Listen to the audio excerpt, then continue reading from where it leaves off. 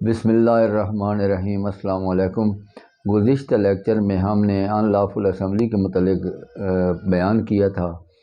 تو ان lawful assembly کس طرح کانسٹیٹیوٹ ہوتی ہے، آج ہم دیکھیں گے کہ ان لافل اسمبلی کب رائٹ کی شکل اختیار کر لیتی ہے۔ تو رائٹ جو ہے، رائٹنگ کہتے ہیں بلوہ کو، ہنگامہ فساد کو کہتے ہیں۔ تو اس کی ڈیفینیشن جو ہے رائٹنگ کی، وہ 146 سیکشن میں ہے پی پی سی کے۔ تو اس میں وین ایور فورس اور violence is used by an unlawful assembly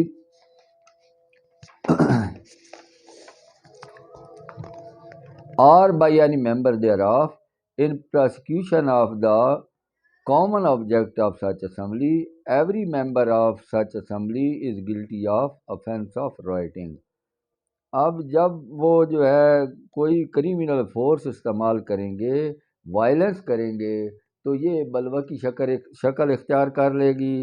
تو وائلنس کی صورت میں جو بندہ اس کی ممبرشپ میں ہوگا ان لافل اسمبلی کی، ہر بندہ جو ہے وہ اس کا ذمہ دار ہوگا۔ چاہے کوئی وائلنس ایک بندہ کرتا ہے، لیکن وہ سارے اس کے ذمہ دار ہوں گے جو اس کے ممبر ہوں گے۔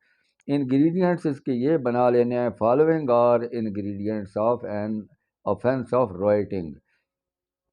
First, use of force or violence. There must be use of force or violence by an unlawful assembly or any member thereof to constitute an offense of the rioting. It is not necessary that the force or violence should be directed against any particular person or object. تو دوسرا اس کا یہ ہے کہ by in lawful assembly اور any member the force or violence must be used by an unlawful assembly or any member of it. تو unlawful assembly totally بھی ہو سکتی ہے، یا اس کا کوئی ممبر جو ہے وہ بھی فورس یا وائلنس استعمال کر سکتا ہے۔ So to constitute an offense of rioting, all the ingredient of section 141 need to be fulfilled. جو 5 مقاصد ان لافل اسمبلی کے جو تھے، انگریڈینٹس تھے جو پہلے بیان ہوئے ان لافل اسمبلی میں، وہ ضرور فلفل ہونے چاہیے۔ تیسرا اس کا انگریڈینٹ یہ ہو جائے گا رائٹنگ کا، in prosecution of common object such force or violence should have been used in prosecution of common object of such assembly. تو کامن آبجیکٹ جو ہوگا اس کی پروسیکیوشن میں یہ وائلنس یا فورس استعمال ہوگی، ان لافل اسمبلی کے ممبر کی یا پوری ان لافل اسمبلی کی، سارے ممبر ہوں گے، یا اس میں سے کوئی ایک بندہ یوز کرے گا ان لافل وائلنس یا فورس، تو پھر وہ سب کی سمجھی جائے گی۔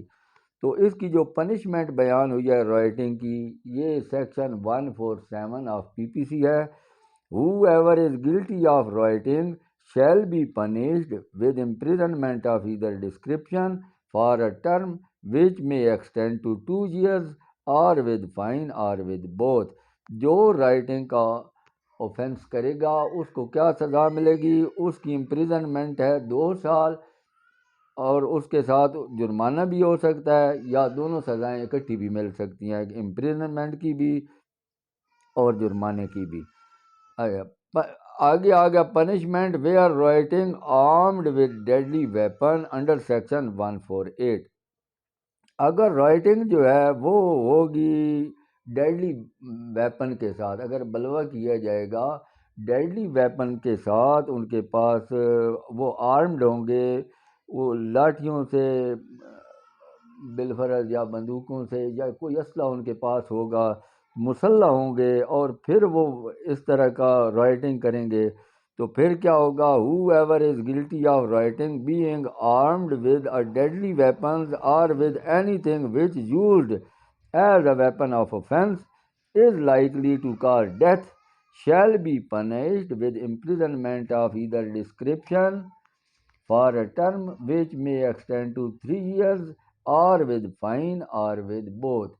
تو اگر وہ بندے مسلح ہوں گے ڈیڈلی ویپنز کے ساتھ، تو اس سے ایسے ویپنز ہوں گے جس سے موت بھی واقع ہو سکتی ہے، تو پھر اس قسم کے اگر ان کے پاس اسلحہ ہوگا اور وہ مسلح ہوں گے تو پھر اس میں ان کو سزا کیا ہوگی؟ 3 سال سزا ہو سکتی ہے، ساتھ ان کو جرمانہ بھی ہو سکتا ہے، یا سزا اور جرمانہ دونوں بھی ہو سکتے ہیں۔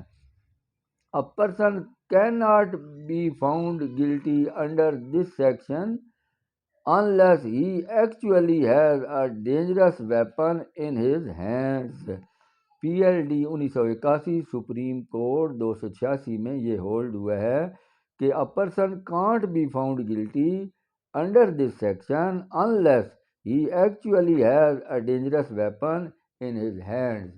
تو یہ آج ہمارا جو ٹاپک تھا رائٹنگ کا یہ بھی کمپلیٹ ہوا۔ میں اجازت چاہتا ہوں، خدا حافظ۔